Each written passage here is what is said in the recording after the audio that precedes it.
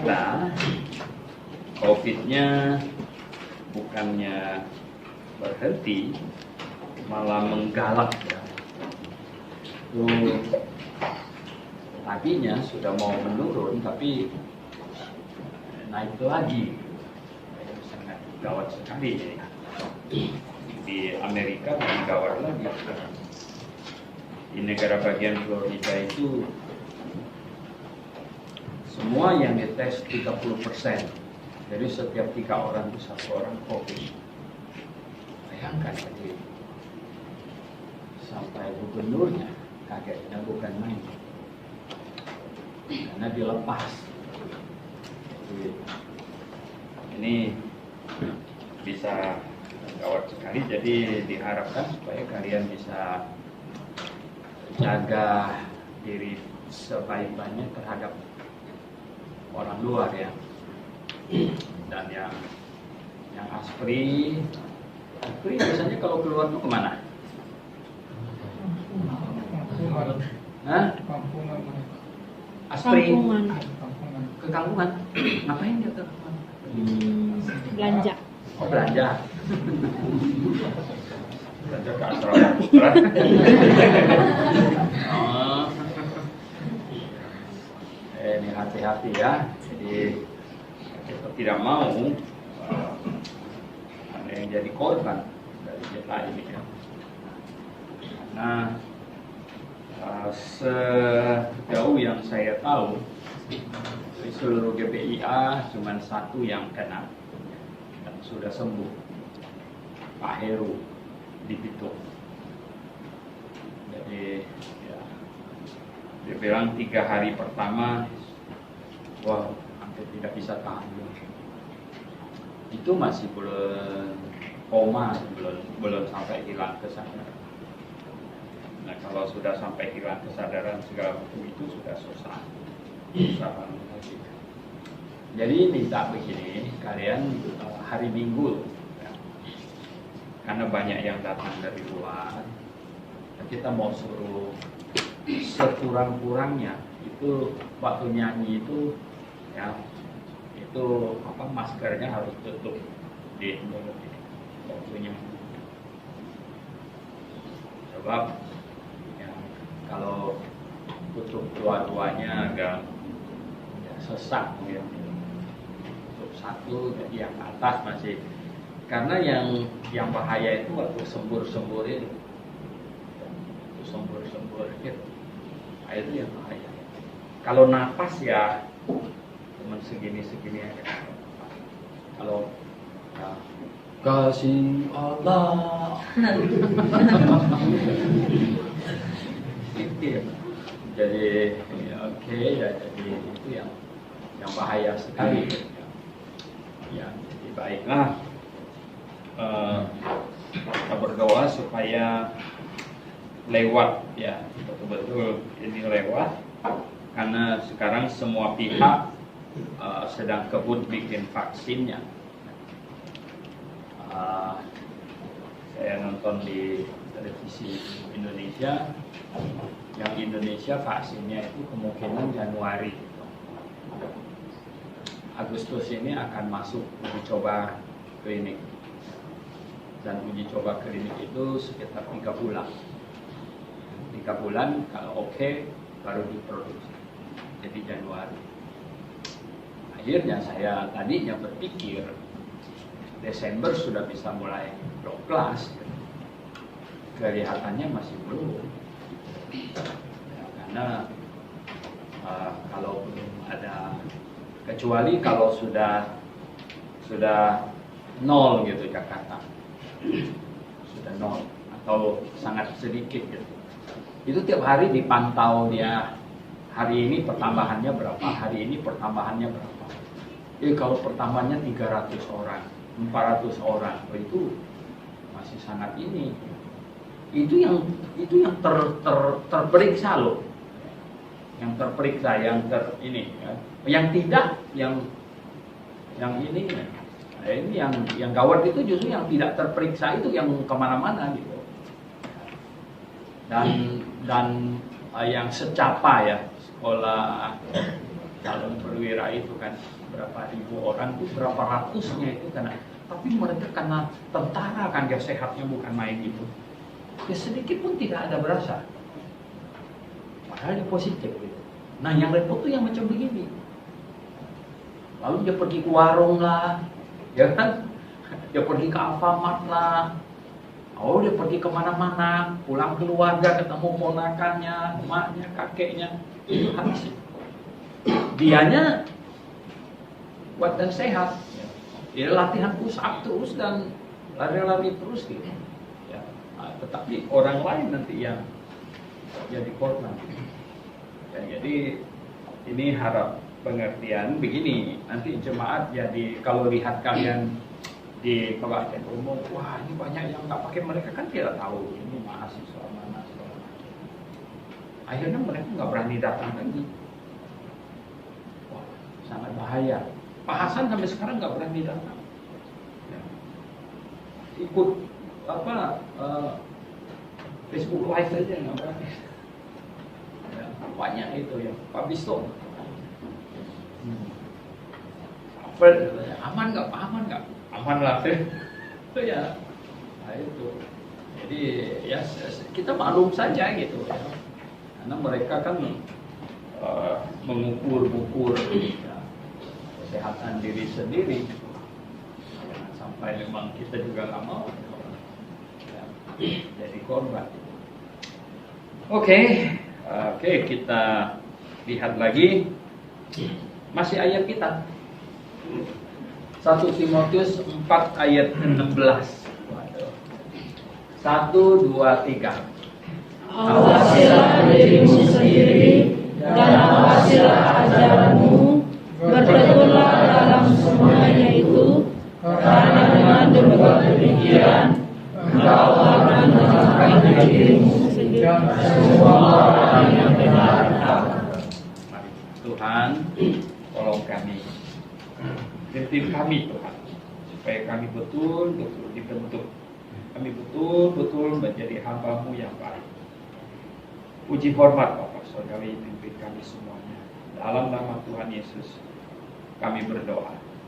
Amin. Ya, jadi hari ini saya mau ajak kalian lihat kombinasi dari mengawasi diri dan mengawasi ajaran. Mengapa Paulus menekankan dua hal ini? Ya, sebab ajaran yang sangat benar, kebenaran yang kita junjung sangat tinggi, kebenaran yang semurni-murninya, itu memang sepatutnya ditopang, sepatutnya didukung ya, oleh orang yang punya karakter yang cocok untuk itu. Cocok untuk itu. Nggak mungkin perusahaan air minum PAM menyalurkan airnya ke keluarga. Nah, pipanya terkontaminasi, ya. Pipanya katanya ini air di Indonesia ini tidak bersih. Tapi apa boleh buat? Jadi banyak pengajaran tidak sehat, tapi masyarakat apa boleh buat? Tahu nggak kenapa air di Indonesia tidak bersih? Di negara orang lain, di Amerika, saya lihat di Tangerang, itu dibangun menara air yang tinggi. Menara air. Jadi pumpnya naikkan ke atas, dan dari situ turun ke rumah-rumah. Jadi bukan masing-masing orang beli pompa air di rumah. Ada ya? Jadi tekanan airnya begitu kuat. Wow. Nah saya tanya, waktu di Amerika itu semua keran boleh minum, ya. Boleh minum punya. Oh, di Singapura nggak boleh minum. Kenapa boleh minum? Kenapa kita punya ini nggak boleh minum? Dia bilang rahasianya di tekanan airnya. Jadi ketika tekanan air sekian, ya apa ya, ada ukurannya. Ya, kalau panas kan ada ukurannya, apa ya? Tekanan darah kan ada ukurannya. Ini tekanan airnya sekian katanya. Itu virus mati. Kuman mati semuanya dengan itu. Maka itu di negara yang demikian, dia punya keran itu seperti kencang gitu.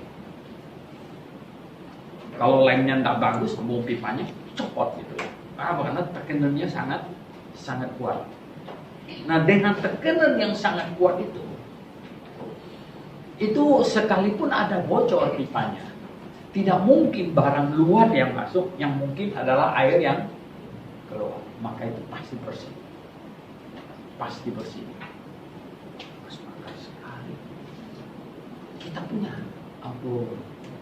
Sudah airnya ngambil dari danau itu. Ya.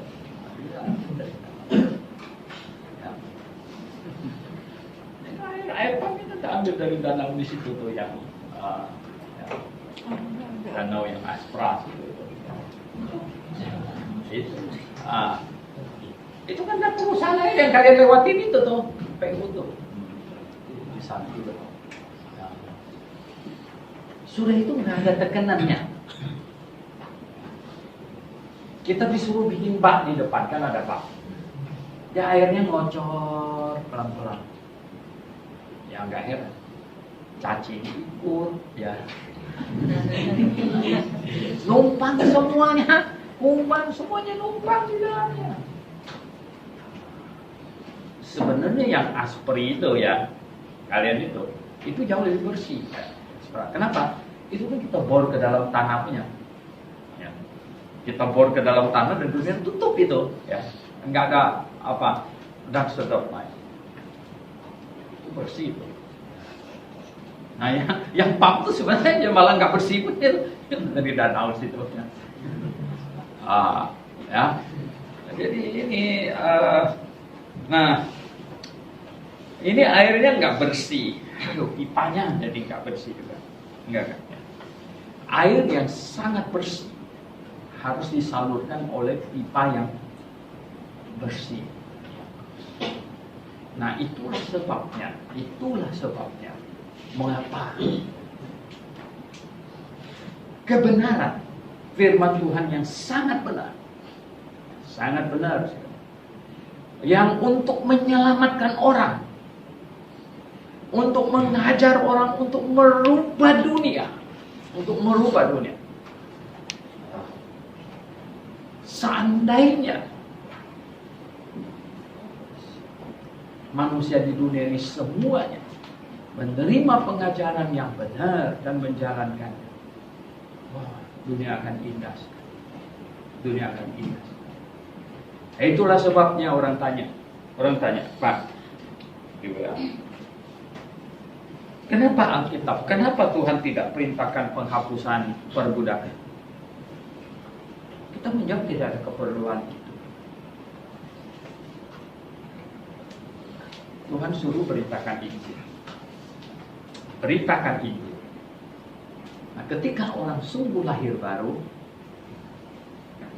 dia melepaskan budak. Malah yang tadinya penjual budak. Siapa itu penjual budak? Yang bikin lagu apa?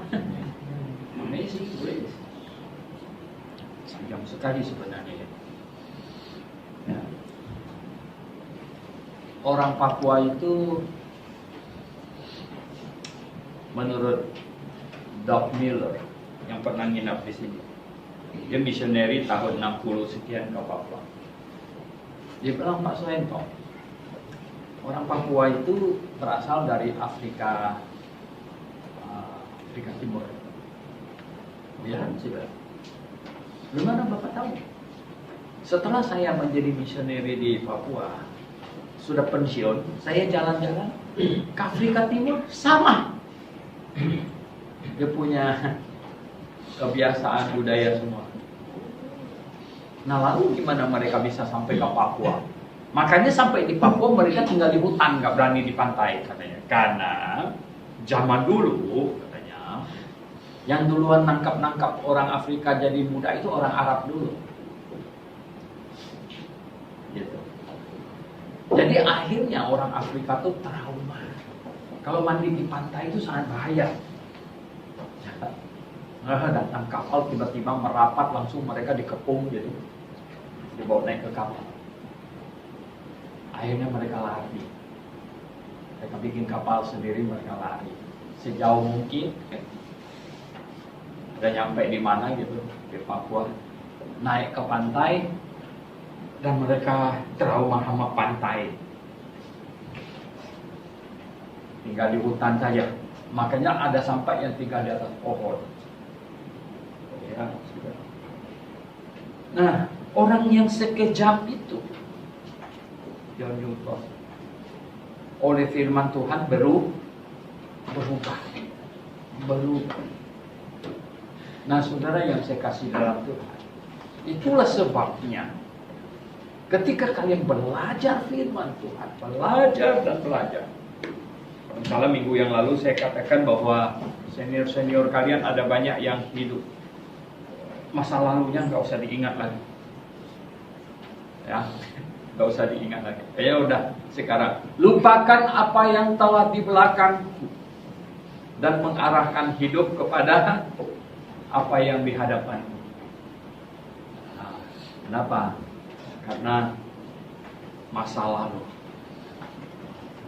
Nah, sekarang sudah kenal kebenaran, mempelajari kebenaran, ya, air kehidupan yang murni, air kehidupan. Bahkan sekarang siap menjadi pipa untuk menyalurkan, ya, air kehidupan. Menyalurkan air kehidupan. Makanya diperlukan karakter yang cocok, ya. Karakter yang cocok. Saudara yang saya kasih dalam Tuhan Yesus. Ya. Manusia ini kan macam-macam karakter. Tapi kalau karakter yang bagaimanapun juga, kalau dipersembahkan kepada Tuhan, ya, Tuhan bisa poles untuk menjadi penjaga kebenaran. Diperlukan orang yang karakternya sangat kuat. Untuk menjadi misioneri, diperlukan orang yang karakternya pemberani.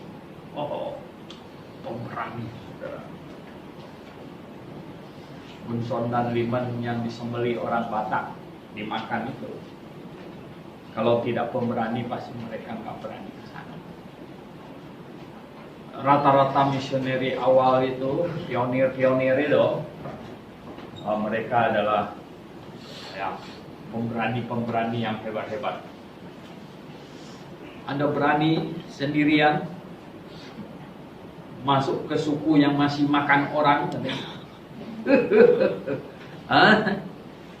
Wow, ya. Saya lupa namanya, ada satu lagi. This day Baptist Sister. Ya. Dia pergi ke satu suku. Itu suku sudah banyak orang mati di sana. Dia cuma bawa Alkitab dan dia memang suka main biola. Ada koper kecil kan biolanya. Jalan kaki. Masuk sampai ke perbatasan, masuk ke suku itu. Nah, tiba-tiba dari hutan keluar siap mau tompaknya. Dia tahan. Wah, mereka ngomong yang nggak ngerti, ya kan? Dia buka tasnya, mereka lihat apa, dia mau ambil senjata apa, ya. Dia keluarin itu, dia mulai main. Mereka semuanya malah ikut.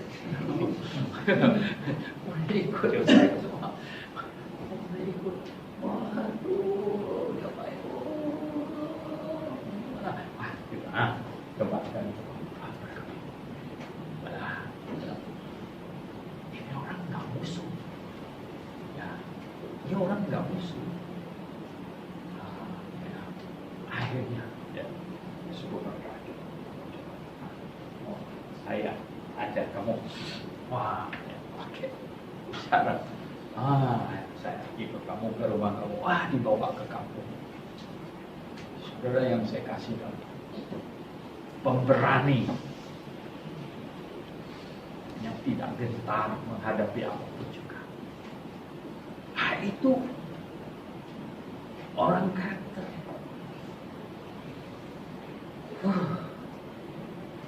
Tapi kalau penakut, di dalam Wahyu, masuk neraka itu barisan nomor 1 paling depan itu penakut. Pernah baca ayatnya? Di sini cari. Oh, penakut nggak bisa jadi misioneri, nggak bisa. Nah, kalau sekarang sih nggak ada lagi suku primitif yang ngawur kayak begitu, nggak ada lagi. Malah sudah pegang handphone. Ya nggak ada lagi sekarang. Kau menghadapi siapa sekarang? Kita laporkan, dia lapor ya. Menghadapi macam begini sekarang. Ya nggak? Lapor. Aduh. Ya nggak? Kita hadapi apa ya sekarang? Yang mau lapor lah, mau apalah segala macam. Saya kadang-kadang di biro kebantuan itu ketawa mereka. Aduh, orangnya kelihatannya galak, tapi galak sama teman sendiri. Ya, galak sama teman sendiri. Yang serama mau kelahi terus. Sekali dengar mau dilaporin, Pak, bagaimana ini? Kami ini Pak, legalitasnya kami gimana Pak? Kami mau dilaporin Pak.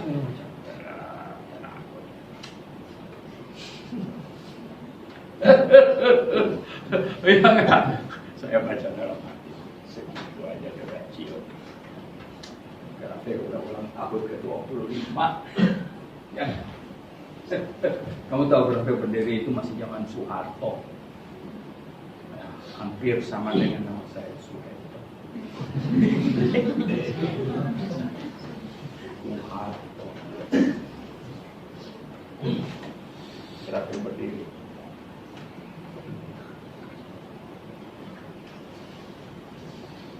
Nggak bisa Pak.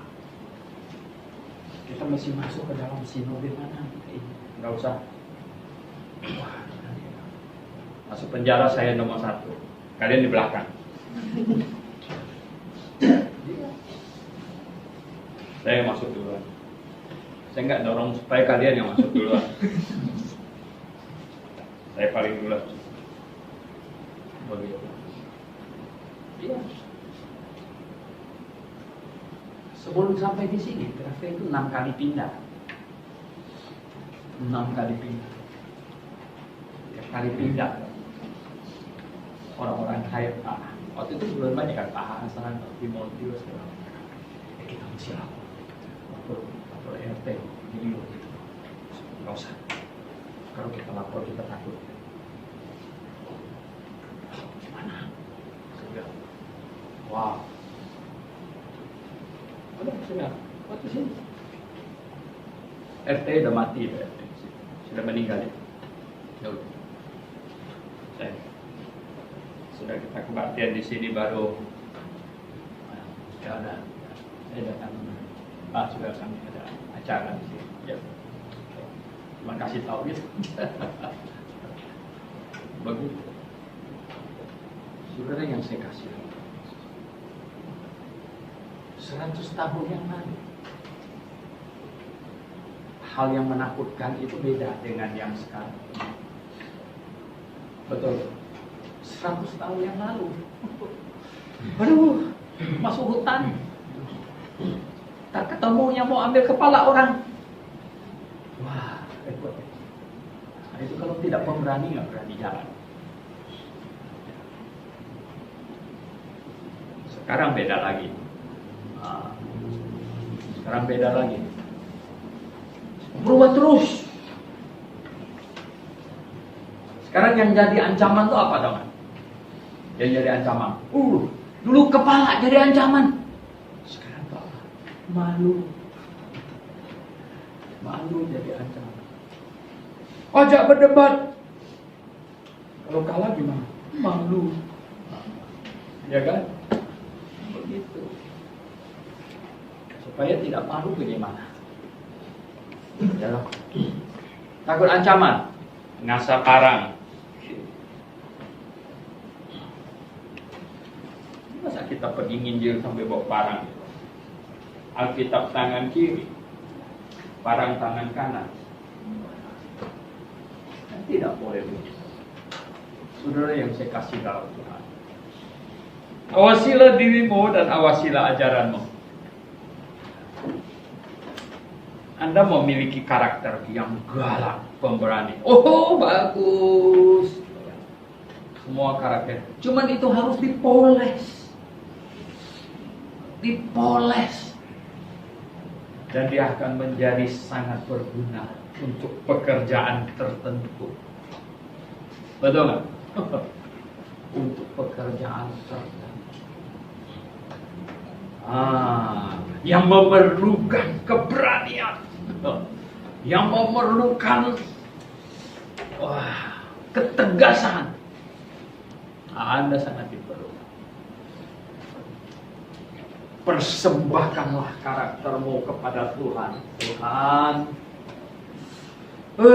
saya ini agak pemarah, Tuhan, pemarah. Pemarah, Tuhan. Tuhan tolong ubah pemarah saya untuk menjadi sesuatu yang indah. Ubah pemarah saya. Ini perlu. Tuhan ubah. Tuhan perlu orang yang lembut. Yang lembut. Lembut itu apa? Untuk membimbing orang. Baca Alkitab. Misioneri pertama dikirim oleh Antioquia. Siapa dan siapa? Paulus dan Barnabas. Itu kombinasi yang bagus. Itu kombinasi yang bagus. Apa arti kata Barnabas?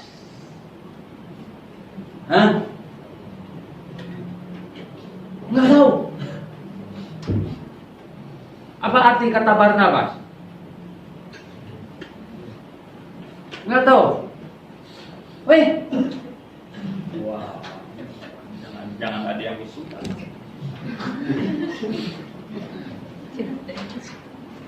Buah penghiburan.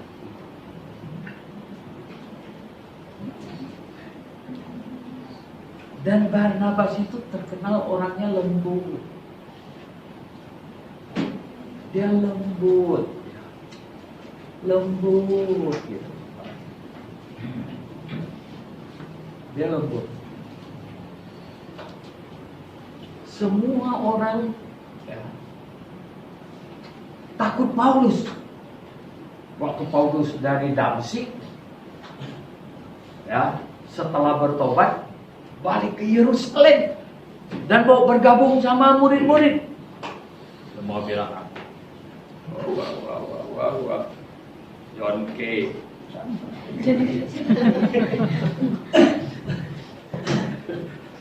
Wah. Ini mantan FPY punya komandan. Front pembela. Wow. Semua orang nggak mau dekat sama dia. Paulus saya pikir dia tuh, suka efek dari perbuatan kamu. Alkitab mencatat apa nama? Barnabas yang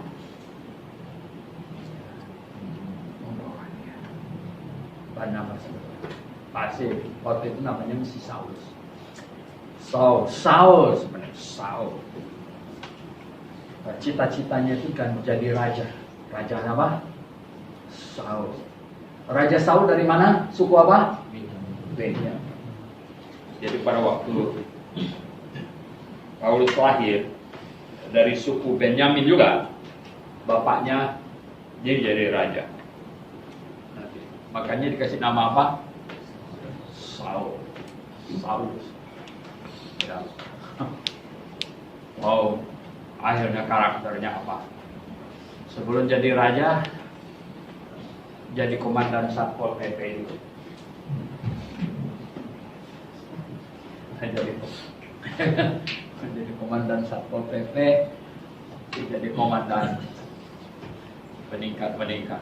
Akhirnya dia galak sekali. Dia galak. Bayangkan. Habisin dia. Stefanus dihabisin. Dia komandannya. Semua yang mau ikut lempar, buka baju, harus. Nah, kita pencatat orang-orang yang melempar Stefanus itu, bajunya ditaruh di bawah kaki dia. Dia nggak perlu lempar. Dia komandan. Wah, galak sekali. Barnabas boleh dikatakan kebalikannya. Orangnya lembut, ya. Lembut orang. Ya. Tapi dia sebenarnya yang menggandeng Paulus menjadi sukses. Dia baca Paulus, ya udah. Ya, mungkin dia bilang, Saul, ya. Kamu jangan berkecil hati kalau mereka takut sama kamu semuanya. Mengingat kamu dulu siapa? Ya, sedih. Bayar ya, kita makan bakmi sini.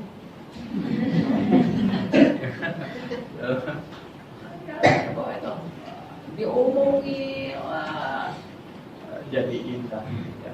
Akhirnya saudara yang saya kasih tahu, ya. Satu lembut, satu keras. Mereka dua itu dipakai oleh Tuhan menjadi sepasang. Ya. Misi. Mungkin pada waktu si Paulus dan marah-marah pulang ke tempat nginap, ini orang-orang Yahudi dibilang mereka itu keras kepala. Tadi itu saya udah geram tuh mau tempeleng itu orang yang duduk di depan. Mana boleh kocak, kan udah obat kan? Ya. Waduh, kalau saya belum obat udah habis dia gitu. Iya, saudara yang saya kasih tahu, ini sih perkiraan aja. Jangan lalu bilang, ya toh kalau secara ilah apalah, enggak lah ya. Teologi perkira-kiraan ini kadang bisa kacau itu ya. Ini kan cerita sekolah minggu. Ya, jadi kira-kira begini ya. Tapi bayangkan satu orang yang sangat galak, keras, dia punya karakter. Tuhan pakai nggak? Tuhan pakai. Nah, orang macam beginilah yang bisa mengajar dengan menggedor hati. Nah, ini kita kan beli sebelah sana, beli sebelah sini, beli sebelah sini, beli sebelah sini. Ya. Yang paling berat itu bobokin dinding. Bobok dinding yang bawah itu tembus ke pantai itu. Dindingnya itu 2 biji itu, tebal segini. Coba kau lihat. Dan yang di sini itu yang samping kantor Pak Stephen itu juga tuh tebalnya segini, karena 2. Saya lihat mahasiswa. Ayo, saya bilang, ayo. Ya, kalau emosi sekarang ini emosinya. Ya, 20 kali ganti orang. Ayo. Ada sih mahasiswa yang lembut ya. Ini setahun nggak selesai. Ini setahun juga nggak selesai yang begini. Juga yang saya kasih tahu. Tapi ya, dua-duanya diperlukan. Dua-duanya diperlukan. Ya. Saya bicara kepada staf di sana kalau Bapak. Saya bilang ya, begini.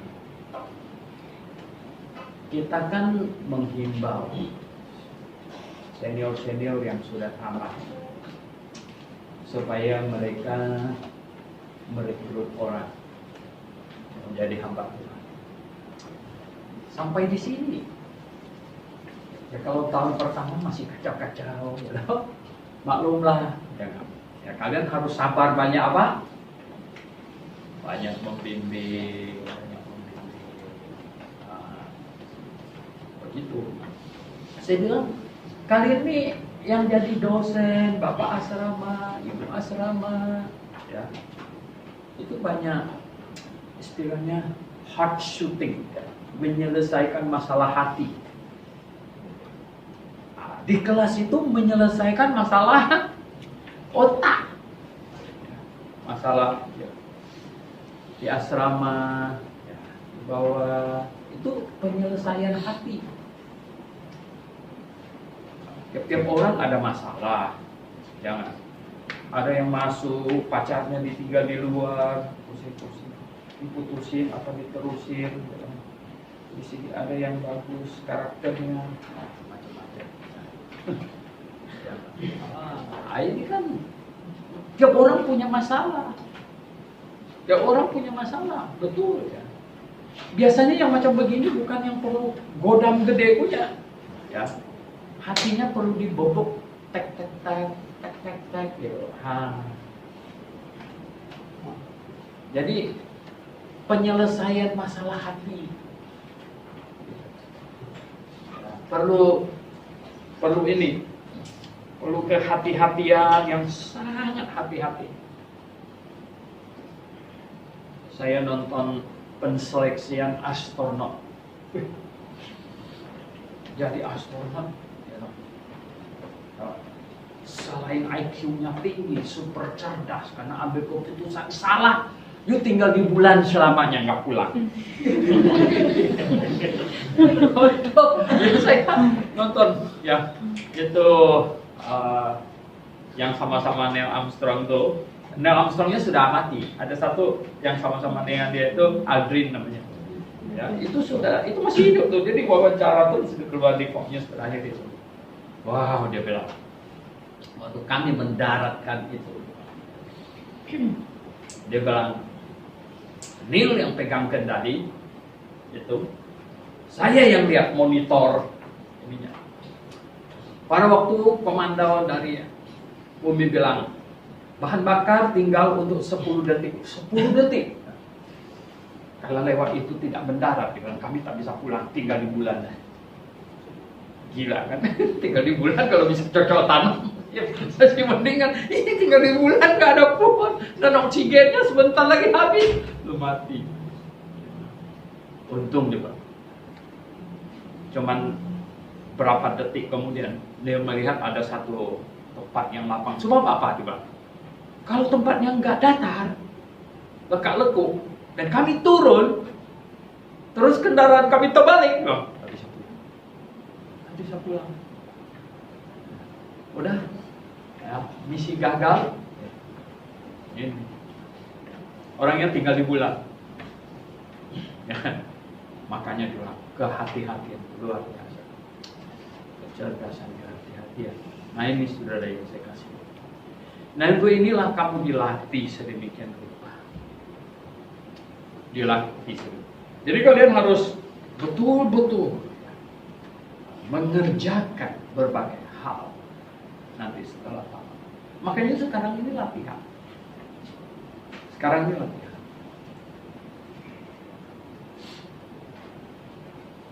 Usahakan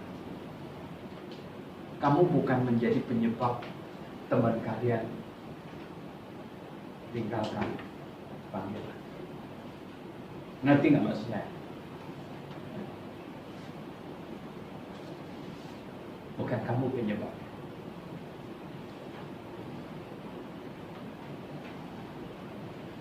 Sekarang kita suruh senior-senior yang PKN jabat segala macam rekrut orang untuk masuk. Sampai di sini dia ribut sama seniornya, ya nggak? Dan dia keluar. ini dikenang seumur hidup.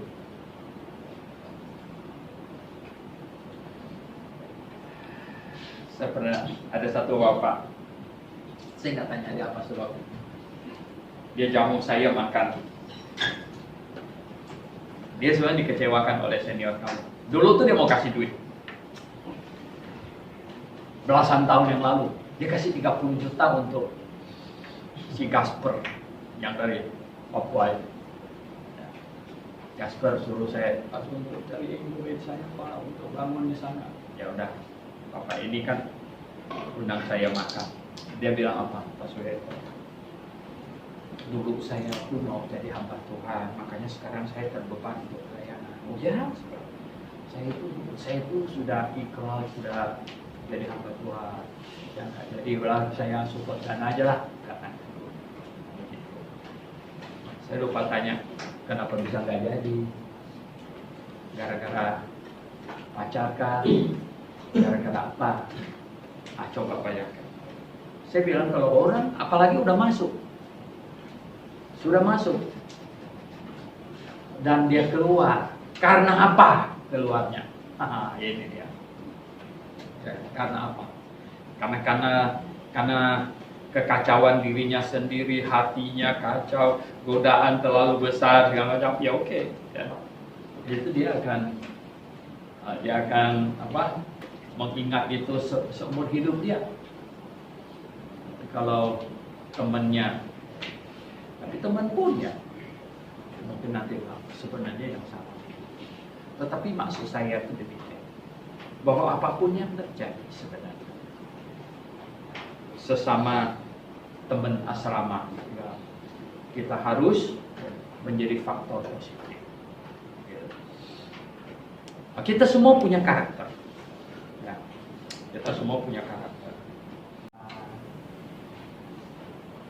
Ada orang yang ini mau cepet-cepet gitu. Biasanya ini kurang sabar, juga kurang teliti. Tiap-tiap karakter itu ada kelebihan kekurangan. Ya, itu biasanya begitu. Nah itulah sebabnya Tuhan mau ada perpaduan. Ada perpaduan. Nah, oke. Awasilah dirimu sendiri dan awasilah aja.